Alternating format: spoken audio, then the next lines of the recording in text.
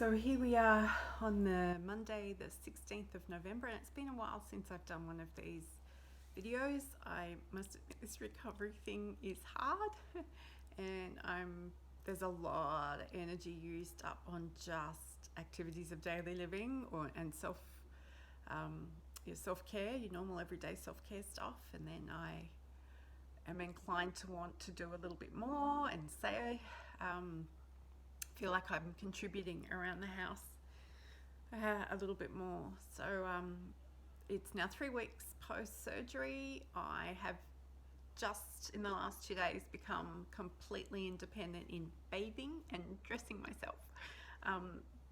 But the bathing thing, I got rid of the shower chair. I don't need that anymore. It's actually started to become uncomfortable bending forward all the time. And with dressing, the difficulty with that is getting down to my feet and pulling on things, but also getting this thing that I call a corset that I need to wear around my belly, keeping all of that in and using that. So I've got to wear that for 6 weeks. So I've learned how to put that on myself, which means that the range of motion in my shoulders has improved, and also my ability to stretch out across my chest area and the wall of my pectoral muscles is improved out of sight as well. So that's pretty cool. And today I drove independently by myself, 10 minutes each way. That's a little harder than I expected. I wouldn't want to be driving much further than that. But the most difficult thing I did today was push a shopping trolley that had 2 pillows and a new doona, like just light feather doona, and a couple of other Manchester items. So, but it was just maneuvering the trolley that was hard. It wasn't the weight of things that surprised me. So I'm still feeling the effects of just recovering from surgery, and I have moments where I want to be doing so much more, and I let myself go into this very unhelpful guilt space, because I can see how much John is doing to look after me and look after the house and look after both the businesses and to look after our gorgeous little puppy. And I feel guilty about that. I want to be contributing as well. So I have to remind myself that if I do my recovery well now, to the best of my ability now, then I will be in a position to care for us and contribute to us better and with greater durability or longevity into the future. So I have to keep that perspective very, very clear. Otherwise, I'm going to want to race ahead and do more than is useful.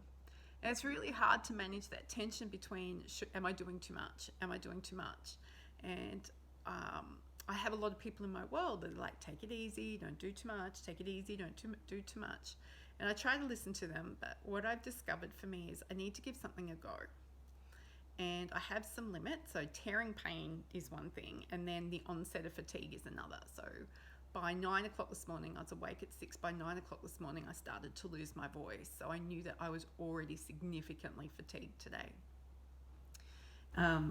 So going out and driving, even though I was tired, it was something I wanted to have a try at. And my husband and I worked out how I was going to report on my progress and what we were going to do. So we had our risk mitigation strategies in place. So that helped me feel safe. And I liked the idea of doing something by myself. So it gave me the confidence to give something a go, but I also had the things put into place that if it didn't go as well as I would have liked, he was going to come and get me. And if I couldn't, then we could work out a different way to get the vehicle back when we needed to. Like, nothing became insurmountable. It was more important for me to have a go at doing something, have a go at just regaining a little bit more of my independence. Because I know what I've seen with my clients over the years, that sometimes that the gap between incapacity and where we are now and where we used to be becomes insurmountable. And I've been very aware, I can't even begin to think of how I'm going to get back to work right now. That just freaks me out because my brain doesn't want to engage the way it used to. But just taking these small steps and giving myself permission to be safe, and also permission to fail, to have a go, has been incredibly powerful for me over these last couple of weeks. And I just need to sit, and after I've done an activity, I come back to sit. Sometimes I fall asleep, but I just come back to sit. Because my sister, who was here last week, helped me see with great perspective that she thought I was doing too much. But what she helped me see was that I was just going from activity to activity to activity to activity. And even though they didn't feel like big activities to me, it was just the fact that I was constantly doing something that she thought was a surprise and possibly not helpful. And she's right. I teach this in our fatigue management program. So I am putting some of those principles into practice for myself, which is not always easy to do as the health professional. But so there we go. I think I might stop talking now, and going to stay here on the couch and watch another episode of something on TV, because that's how I'm pacing myself at the moment. We use television episodes and television ads to help me pace activities. Just a little cue there.